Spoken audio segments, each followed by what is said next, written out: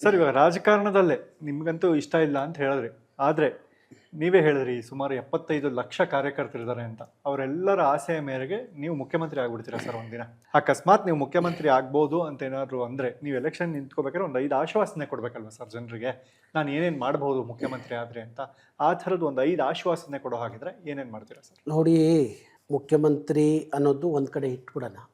ಅಂಥ ಸಂದರ್ಭಕ್ಕೆ ನಾನೇನಾದ್ರು ಹೇಳಬೇಕು ಜನಕ್ಕೆ ಎಂದಾಗ, ಕರ್ನಾಟಕದಲ್ಲಿ ಕನ್ನಡಿಗನೇ ಸಾರ್ವಭೌಮನಾಗಬೇಕು.